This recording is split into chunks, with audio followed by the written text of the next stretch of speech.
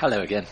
Before we go on, there's just time to mention that our title music is Country Rock Polka, composed by Pat Prilly, Fernand Bouillon and Harry Breuer. It's performed by Jean-Jacques Perret, who's kindly given his permission for us to use it. To the Williams sisters, some of the greatest athletes in the world owe their success to a little sibling rivalry, and Enfield sprint sensation Lavie Nielsen is no different.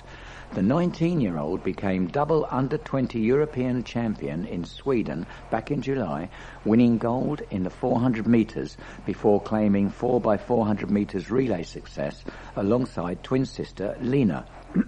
The pair, who were inspired to really make a go of athletics after being kick carriers at London 2012, are both undertaking degrees in London while training at Enfield and Haringey AC under coach Frank Adams. Lavie has shaved 5 seconds off her personal best in 2 years and is the fastest under 20 over 400 metres this year. She is the fastest British female in her age group for 33 years and looks set to take over from idol Christina Uhuragu as one of the faces of British athletics.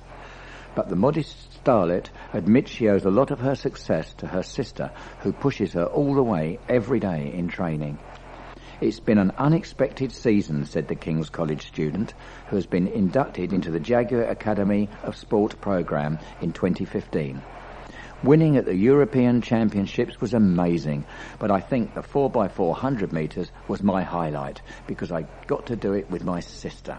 I did the anchor leg, and as I crossed the line, she had the biggest smile on her face. It was the best moment ever. We train together, but she's a little slower than me, so we use each other in training. I know she can't beat me at the moment, but she is trying to push to catch up with me, so it works quite well. I started my winter training about a year ago, just saying I wanted to make the European junior team, and as the season progressed, I've been running times I never thought I could run. So it's gone from me saying, I want to make the team, to, I want to win it. But that's really inspired me to push on for next year. Up until a couple of years ago, Lavie was a cross-country and middle-distance runner, and if it was not for a meeting with Coach Adams, she believed she would still be doing the same. But she has found her true calling and insists the sky's the limit with the next stage to qualify for the full Great Britain squad. She said, I started with cross-country through school, but I did an 800 metres race, which is quite a drop in distance, and Frank, who wasn't my coach back then, came up to me and asked me if I'd try sprinting. I thought it was too short, as I had just come down from cross-country, but I haven't looked back since. My hero is Jessica Ennis-Hill. I carried her kit at the 2012 Olympics, and recently I went to watch her at the World Championships in Beijing. It was amazing, a completely different experience, and I'd love to get to that level someday. Lavie Nielsen attended the Jaguar Land Rover Academy of Sport workshop, mentored by Ambassadors Lewis Moody and Maggie Alfonsi, and Sports Aid patrons Danny Crates, Brian Steele and Kerry-Ann Payne. For information, visit sportsaid.org.uk. Here's the latest local football news. Corey Whiteley scored the only goal as Enfield Town overcame Cheshunt in the second round of the Isthmian League Cup at the Queen Elizabeth Stadium on Tuesday night. The striker was making his first start since recovering from an ankle injury, which had seen him miss 10 matches, and he showed his quality with a fantastic strike on 66 minutes to enable the hosts to march on. Enfield have appointed Neil Blackburn as their new manager as they look to transform their fortunes. The E's, who were without a match over the weekend, have made a dreadful start to the season and are rooted to the foot of Essex Senior League table since searching for their very first point. The poor form has led to the departure of boss Ryan Jesse, who only took charge over the summer, with Blackburn, who has been manager of Southend Borough and District Combination League side for the past 6 years, taking his place. Blackburn's first match in charge will be home to Stansted on Tuesday. Cockfosters gave an excellent account of themselves on Saturday as they picked up a 1-1 draw from their trip to unbeaten league leaders AFC Dunstable in Spartan Division 1. The visitors took the lead, courtesy of Jane Reed, header midway through the very first half, and they continued to hold their own against a side who had not previously dropped any points at home in the league. Dunstable piled on the pressure in the second half and got back on level terms when their Brandon Carney fired home on 57 minutes. Enfield Town's resurgence continued on Saturday as they produced another excellent performance to romp to a 4-0 victory at home to Leatherhead. Looking far removed from the side who struggled so badly in the open weeks of the season, scoring just once in their first 6 matches, Town controlled the match virtually from start to finish to ease their 6th successive win in all competitions. Rugby. A fight back in the closing stages proved to be a case of too little too late for Enfield Ignatians on Saturday as they slumped to a 31-19 defeat at home to Tabard in Rugby Union's London Division 2 Northwest. The hosts fell behind to a try from former Saracen Gerald Arasa, but responded well to this as they scored a try of their own through Jack Wilson. However, Tabard then took control as they moved 19-5 ahead by half-time before claiming 2 further tries to extend their advantage by a further 12 points. But Ignatians refused to lie down, and they brought a degree of respectability to the final scoreline through late tries from Ben Mills and Hadi Fayez, both converted by Tom Huckle. Saracens marked their return to their spiritual home of Bramley Road by securing a resounding 40-21 victory over Worcester in a pre-season friendly on Saturday.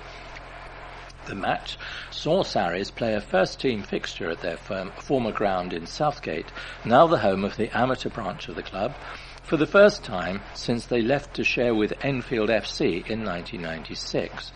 And they decided to field a young side for the match, largely filled with graduates from their successful academy. But the hosts still proved far too strong for Worcester, with Matt Hankin, Dave Porecki, Ben Earl and Jackson Ray all crossing the line.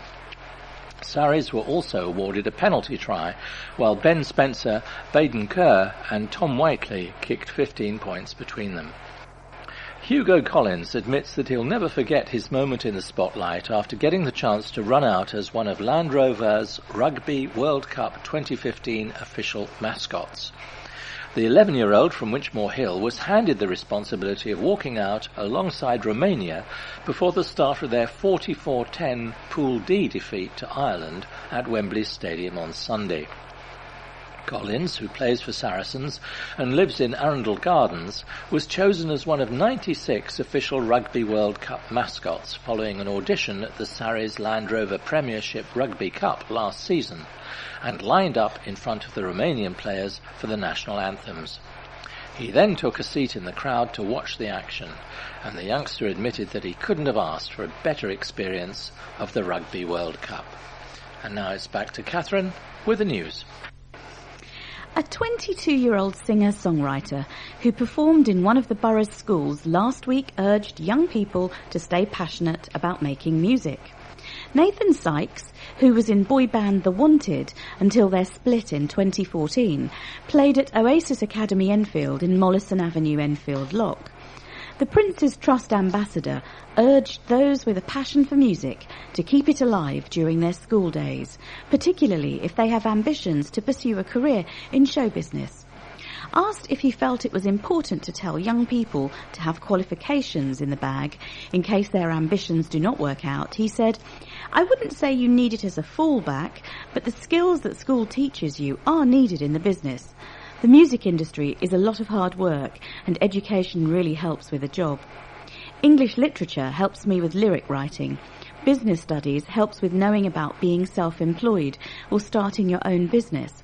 All you learn at school, even just about how to concentrate and work hard, can be used in your life as a musician."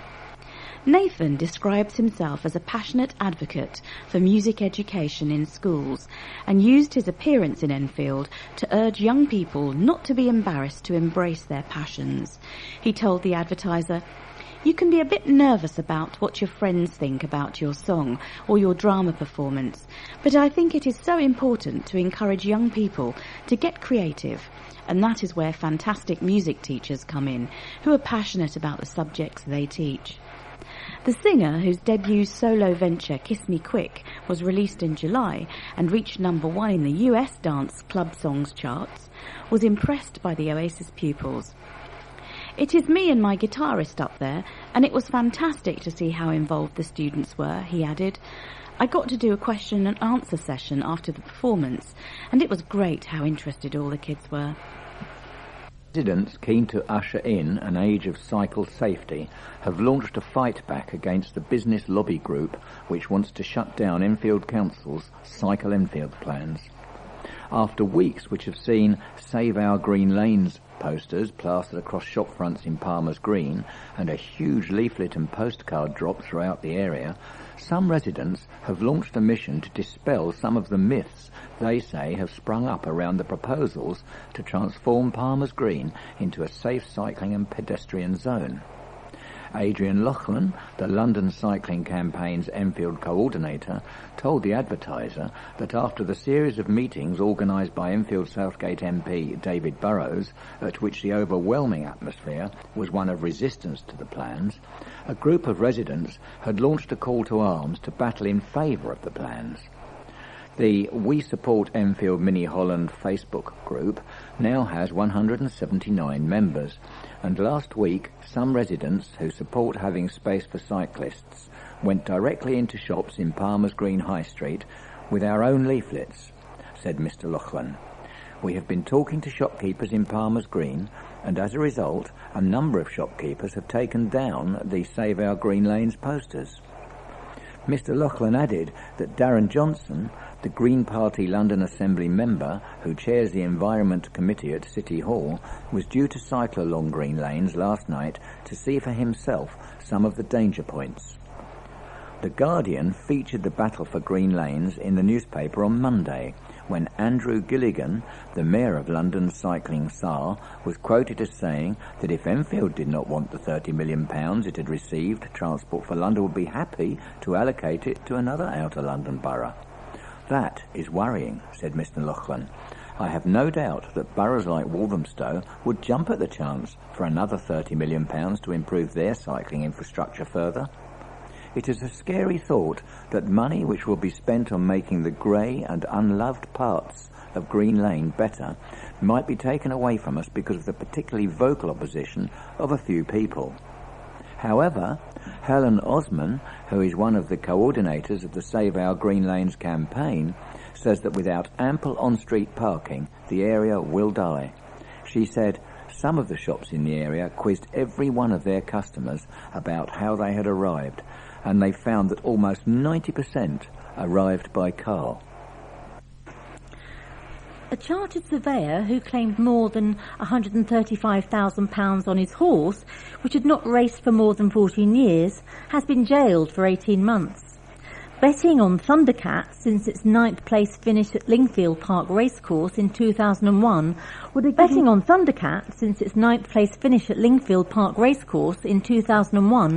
given you no return, but that did not stop Lawrence Conway of Sefton Court in Enfield, who owned the horse, claiming £135,325 in VAT for its upkeep between 2003 and 2013.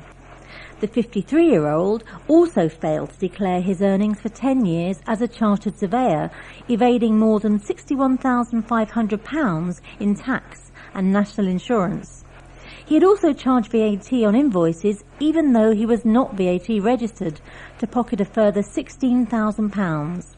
He pleaded guilty at Wood Green Crown Court last Wednesday, and John Cooper, the Assistant Director of Fraud Investigation Services, said, not content with stealing money through his racecourse syndicate, Conway went on to steal through his profession. He clearly thought he was invincible and could not get caught. How he was wrong, and is now behind bars for stealing honest taxpayers' money and depriving public finances of much-needed funding. His actions have ruined his reputation and his career. His Honour Judge Morrison said, it was an extensive and long-running fraud, and that it was a serious matter, and that he must discourage others from committing fraud against the public purse. After an initial payment of $16,000, Conway has recently paid £209,764, including interest of £12,000 to HMRC. With tables groaning under the weight of huge wheels of cheese, golden brown loaves and patisserie which would make even Bake-Off's Paul Hollywood smile, Enfield Town Market has been transformed into a foodie heaven. At Thursday's relaunch in the marketplace in Enfield Town, new stall holders selling fresh fish, flowers, fruit and veg, bread and sweets stood side by side with the stalwarts under the new canopy of white gazebos. People have said it's as if Borough Market has come to Enfield. Gordon Smith, the chairman of the Old Enfield Charitable Trust, which runs the market, told the Advertiser, as curious shoppers milled around the charcuterie and olive stalls. We have a fabulous range of stallholders here, and I'm hugely impressed with all their offerings. There's been a market on the site in front of the St Andrew's churchyard for 700 years, and the Trust decided on a revamp after it had failed to produce a profit for the first time ever last year. A particular concern of the Trust's was the lack of a seated area for shoppers to sit down and enjoy cooked food. Mr. Smith said he was particularly happy with the new food court at the heart of the market, boasting heated gazebos and picnic tables surrounded by Italian, Chinese and Indian food stalls. Mark Rudling, the town centre manager for Enfield Business and Retailers Association, said the arrival of the new look market was a boon for the town's prosperity. The shop vacancy rate in the town currently stands at 20%. And Mr. Rudling thinks that an upgraded market could help attract shoppers back into the area. The Old Enfield Charitable Trust has done a fantastic job, he said. The market plays a vital role in the fabric of the town's life and makes it distinct from other town areas. Enfield Town is a market town at its heart, and this returns to that identity. It's what makes Enfield unique, and it's absolutely brilliant.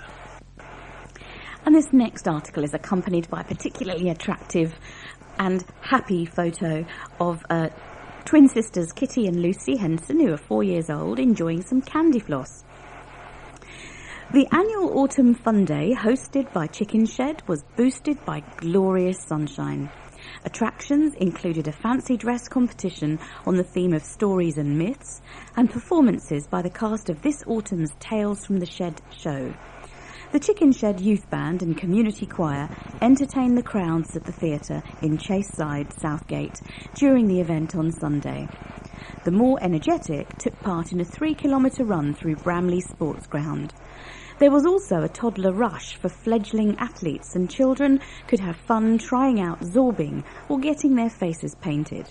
The Fun Day helps raise the £3.5 million needed to run the inclusive theatre every year. An interest in local history led keen woodcarver Cliff Raven to create a headstone for an Edmonton-based artist who was buried in a pauper's grave. Mr. Raven investigated the story of Henry Charles Heffer, who was born in Lambeth in South London and spent the last 30 years of his life at 61 Sebastopol Road, Edmonton. He discovered that Mr. Heffer, who died aged 83 in 1931, was buried in a grave without a headstone in Edmonton Cemetery in Church Street. He said, "I'm a member of the Enfield Woodcarving Club, which meets at Chase School in Churchbury Road, Enfield, so I decided to make a more fitting memorial for his headstone. The oak headstone has been treated with a varnish to make it weatherproof, and the cemetery authorities have given Mr. Raven permission to position it on the grave." Mr. Raven has been a member of the Woodcarving Club since 1967, after joining an evening class led by Victor Bukowskis at Enfield Evening Institute at Kingsmead School in Southbury Road, Enfield. He lives in Hazelbury Road, Edmonton, and first became interested in Mr. Heffer after he spotted a painting of his on the internet. He discovered that the artist studied at Thanet House Academy in Margate, Kent, before moving to Wimbledon in South London, and then to Enfield with his third wife, Elizabeth Laura. The artist's works are in the collection at Croydon Museum and at Vestry House Museum in Walthamstow, East London. Mr. Raven added, he lived in various addresses in Enfield. He lived in Ponders End initially for about a year and then came to Edmonton, where he lived in Denton Road and Chamberlain Road before moving to Sebastopol Road, and he painted Edmonton scenes. He sold pictures in America and his wife and 2 daughters assisted him. Records at Enfield Local Studies Library revealed that Mrs. Heffer gave music lessons from the family home in Sebastopol Road before her death in 1937. Further details about Enfield Woodcarving Club are available from 020 8360 4924. A fish and chip shop has been named one of the best newcomers in the country. MyChippy.com in Main Avenue, Enfield, was named one of the top best newcomers to the fish and chips industry in the UK. Andrew Hung opened up the shop at the end of last year in the space where his parents had previously run a cafe. He said, my parents were first-generation Chinese immigrants to the UK, and they made some money running a Chinese takeaway. After a few years, they bought the neighbouring shop and converted it into a cafe, fish and chip shop. The shop had been left empty after we had a fire at the shop at the end of last year, a month after my second child was born, and then I decided to take over the shop and challenge myself to create a traditional fish and chip shop with a fresh modern image. Mr. Hung said he owed a lot to his parents who helped fund his education whilst working tirelessly to run the shop. Mr. Hung added, it is my desire to make my parents proud of me by applying these accumulated skills and making the shop successful again in a much more competitive environment. After listing the shop on TripAdvisor in January, the Chippy gained top ranking for restaurants in Enfield after just 3 months. And the shop owner added, we are obviously extremely proud to be awarded as one of the top 10 best newcomers in the UK in 2016. Former MP Nick Dubois is at the helm of the Conservatives' bid to get Zac Goldsmith elected as the next Mayor of London. Mr. Dubois was the Conservative MP for Enfield North until he lost out to Labour's Joan Ryan in May. He's now chairman of Mr. Goldsmith's campaign to follow Boris Johnson as mayor in the 2016 election. Although people say there is this donut effect in London with Labour voters concentrated in the inner boroughs, we've seen in the past few years how London has changed, and any mayor has to represent the whole of the capital, not like, for instance, Ken Livingstone, who was known as a Zone 1 mayor, Mr. Dubois told the Advertiser. Mr. Dubois also believes Mr. Goldsmith, the current MP for Richmond, can overcome any problems sparked by a decline in the Conservative government's popularity between now and the mayoral election next May. Of course he can, Mr. Dubois said. Look at his record over the 3rd runway at Heathrow Airport. He opposes the government backing of that. Look at his attempts to impose tougher rules around recalling MPs who have abused their positions. That's why he was selected with 70% of the vote. Mr. Goldsmith, a descendant of the prominent banking family, will be facing Labour's Sadiq Khan in the mayoral election, a battle which will pit the Eton-educated MP against the bus driver's son who grew up on a council estate. To use the logic that people need to have gone through something themselves to understand it is a flawed argument, added Mr. Dubois. People who campaign for disability rights don't need to have a disability to see that currently accessing public transport is a nightmare for those with a disability in London. Any MP who works with a London constituency will see a raft of issues every day. Even in Richmond, an MP would see cases where people are struggling with housing issues, battling extradition, and all range of things. To say he doesn't understand specific issues because he's not gone through them himself is a flawed argument. Police community support officers have been given a stay of execution after a decision on cuts was postponed. The Metropolitan Police was set to discuss plans to cut all borough-based PCSOs in its management board meeting last Tuesday. Since 2010, the force has had £600 million cuts from its budget and is expected to face a further £800 million of cuts by 2019. but it is believed the Met has pushed back the decision on PCSOs until December after significant opposition to the plans. Enfield currently has 44 PCSOs, all of whom could face the chop if the proposals go ahead. Despite welcoming the delay, Labour Assembly member Murad Qureshi warned that the future of local policing in the capital remained at grave risk. He said, "I welcome that the Met is taking the time to listen to the vast public opposition to the proposed cuts to all PCSOs in London. Despite this stay of execution for PCSOs, it's clear the future of local policing in the capital remains at grave risk. We cannot be complacent and will be spending the next 2 months making the case for neighbourhood policing in the capital. There is no doubt that government cuts are putting great strain on the police force.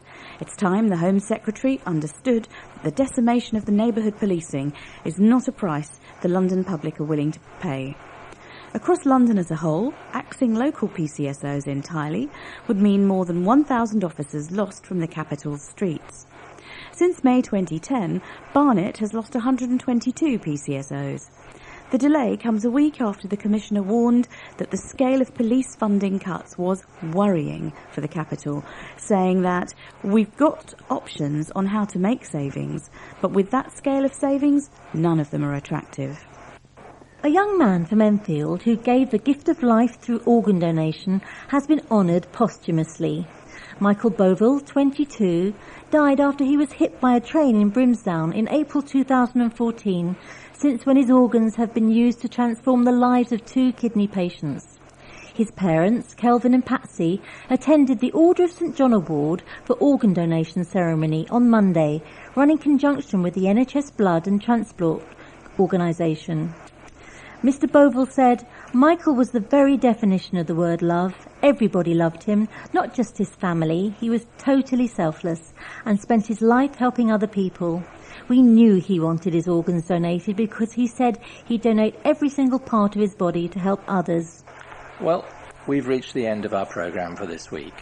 Don't forget, your reader's representative, Diane de Jersey, is on 020 8805 6578 if you need any help with the talking newspaper. And please remember to turn over the address label in your postal packet, put the cassette into the packet and return it to us as soon as possible so we can send out the next edition. And that will be with you in 1 week's time. Thanks for being with us. From me, Malcolm, Ros, Katherin, John and Jason, goodbye.